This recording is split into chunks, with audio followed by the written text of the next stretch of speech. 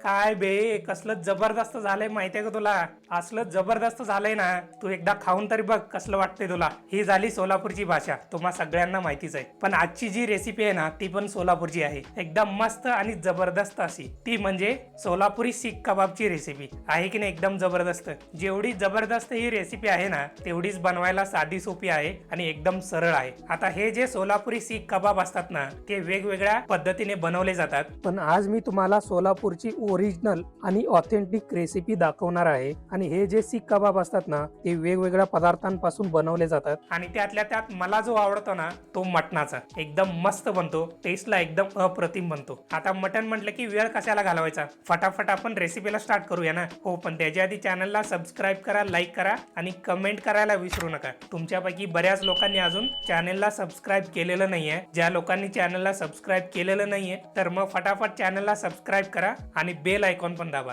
चला बे, तोंड काय बघत बसला हो, पटकन रेसिपीला सुरुवात करू चला.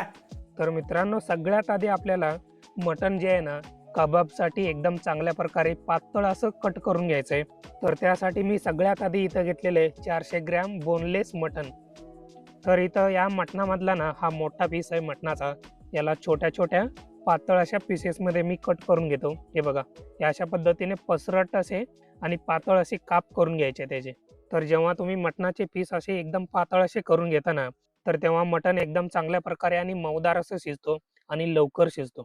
आणि त्याचबरोबर मित्रांनो, अशा पद्धतीने तुम्ही चाकूने थोडंसं मटणाला मारून घेऊ शकता. अशा पद्धतीने चाकूने मारून घेतल्यामुळे ना, मटणाचा पीस थोडासा पसरट येतो. आणि त्याचबरोबर मटणाला जेव्हा आपण मसाला लावून घेतो ना, तो मसाला एकदम चांगल्या प्रकारे मटणामध्ये उतरतो आणि त्याचे फ्लेवर पण चांगले उतरतात. तर जेव्हा पण तुम्ही मटण कट करून घ्याल ना, तर अशा पद्धतीने नक्की करून घ्या. तर मित्रांनो, तुम्ही इथं बघू शकताय सगळे मटणाचे पीस मी अशा पद्धतीने कट करून घेतलेले आहे. मगाशी ज्या पद्धतीने मी पसरट करून घेतलेत ना, ते सगळे पीसेस मी व्यवस्थित करून घेतलेले आहेत. तर आता या मटणामध्ये ना, आपल्याला मसाले टाकून घ्यायचे आहेत आणि मसाले चांगल्या प्रकारे मटणाला लावून घ्यायचे आहेत. तर सगळ्यात आधी यामध्ये 1 चमचा आलं लसणाची पेस्ट, 1 चमचा कांद्याचा पेस्ट, अर्धा चमचा गरम मसाला, अर्धा चमचा धना पावडर, अर्धा चमचा जिऱ्याचा पावडर, पाव चमचा हळद आणि आता चवीपुरतं मीठ. आणि आता यामध्ये 1 चमचा आपला घरचा कांदा लसूण मसाला आणि त्याचबरोबर सगळ्यात महत्त्वाचा अर्धा चमचा लवंग पावडर. जेव्हा तुम्ही सोलापूर साईडला सोलापुरी सीख कबाब खाता ना, तेव्हा लवंगाचा जे फ्लेवर असतो ना, तो थोडासा जास्त असतो. त्यामुळे मी थोडासा जास्तीचा टाकून घेतलेला आहे. जर तुम्हाला लवंगाचं फ्लेवर जास्त आवडत नसेल, तर तुम्ही कमी पण टाकून घेऊ शकता. जेव्हा तुम्ही सोलापुरी सीख कबाब खाता ना, त्यामध्ये लवंगाचा फ्लेवर हा असतो म्हणजे असतोच. त्याचा किक हा बसतोच तुम्हाला खाताना. तरच तो सोलापुरी सीख कबाब. नाहीतर मग त्याला काही अर्थ नाहीये. त्यामुळे थोडासा तुम्ही जास्तीचा त्यामध्ये टाकून घ्या. एकदम भारी लागतो, एकदम भन्नाट असा लागतो. तर आता हे सगळे मसाले मी मटणाला चांगल्या प्रकारे लावून घेतलेले आहेत. एकदम व्यवस्थितपणे मसाला पार चोळून-चोळून लावायचा. मटणाच्या आतमध्येपर्यंत मसाला लागलाच पाहिजे. आता मित्रांनो, मी इथं गॅसवरती ना 2 कोळशाचे तुकडे चांगले पेटवून घेतोय. नंतर ना आपण मटणाला कोळशाची धुरी देणार आहोत. कारण सोलापुरी सीख कबाब जे आहे ना, कोळशावरती चांगल्या प्रकारे भाजून घेतले जातात. तर आज जे आपण बनवतोय ना, तो आपण घरामध्ये बनवतोय म्हणजे गॅसवरती बनवतोय. त्यामुळे मटणाला कोळशाची धुरी देणं खूप महत्त्वाचं आहे. तर तुम्ही पण नक्की देऊन घ्या. कारण त्याच्यामुळे टेस्ट जो येतो ना, तो एकदम भन्नाट असा येतो, एकदम भन्नाट असा. आणि ही जी कोळशाची धुरी आहे ना, कमीत कमी 20 ते 25 मिनिटासाठी तर देऊन घ्यायचं म्हणजे घ्यायचं. त्याच्यापेक्षा कमी करून नाही घ्यायचंय. कारण जेवढा कोळशाचा धूर आतमध्ये मटणामध्ये मुरतो ना, तेवढा कबाब एकदम चांगला होणार आहे, एकदम टेस्टी होणार आहे.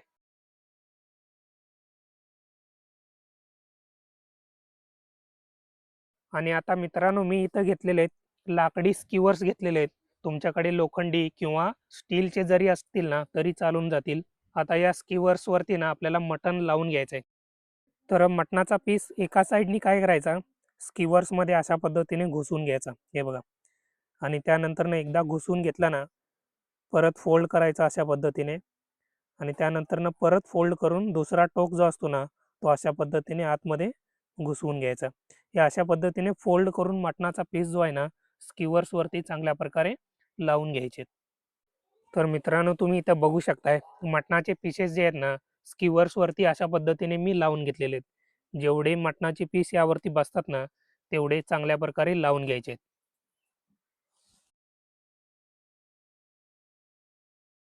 आता मित्रांनो, मी इथं घेतलेले एक ग्रिलिंग पॅन.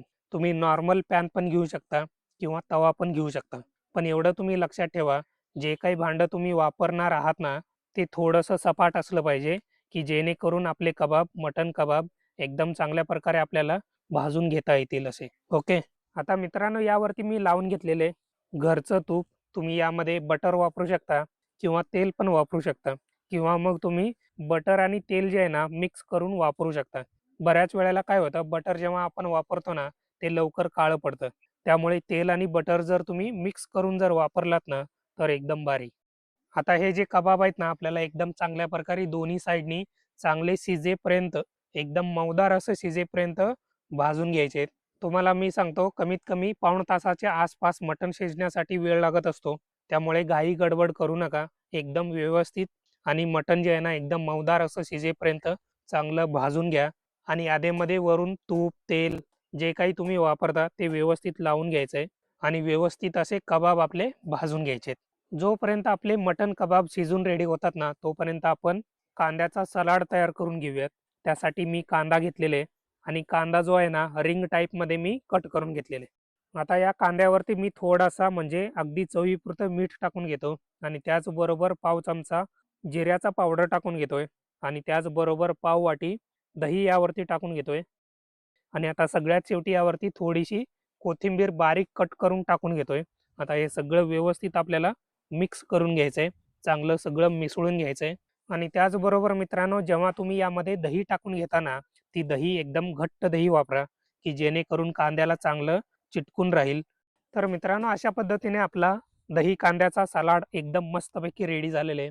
यामध्ये टाकलेल्या जिऱ्या पावडरमुळे ना एकदम मस्त असा टेस्ट येतोय. एकदम भारी लागेल हा.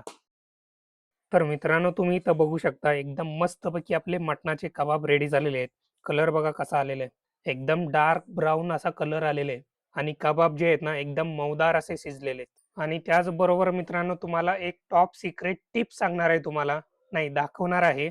जेव्हा पण सगळे कबाब एकदम चांगल्या प्रकारे शिजून रेडी होतात ना, तर अशा पद्धतीने तुम्ही थोडंसं त्याला गॅसवरती भाजून घेऊ शकता.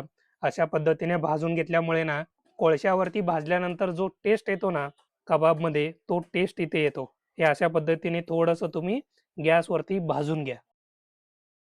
तर मित्रांनो, अशा पद्धतीने एकदम साध्या सोप्या प्रकारे आपले सोलापुरी स्टाईलमध्ये मटण सीख कबाब रेडी झालेले आहेत.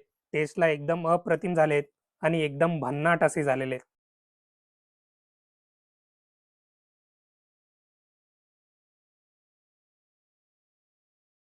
मग काय मित्रांनो, कसे झालेत सोलापुरी सीख कबाब? एकदम मस्त झालेत की नाही? टेस्टला एकदम अप्रतिम झालेत आणि एकदम भन्नाट असे झालेले आहेत आणि बनवायला पण एकदम साधे आणि सोपे आहेत. तुम्ही आता व्हिडिओमध्ये बघितलेला असाल, बरोबर की नाही? येणाऱ्या विकेंडला नक्की तयार करताय ना तुमच्या घरी? एकदा नक्की तयार करा. एकदम मस्त बनतात, एकदम टेस्टी असे बनतात. येणाऱ्या विकेंडला कशाला, आजच करून टाका आणि मस्तपैकी एन्जॉय करा. आता जाता जाता रेसिपी आवडली असेल तर लाईक करा, कमेंट करा आणि चॅनलला सबस्क्राईब करायला विसरू नका. आणि ज्या रेसिपीज तुम्हाला आवडतात आमच्या चॅनलवरच्या, त्या इतरांच्या बरोबर शेअर करायला पण नक्की विसरू नका. भेटूया आता पुढच्या व्हिडिओमध्ये अशाच एका नवीन आणि चमचमीत रेसिपी सोबत.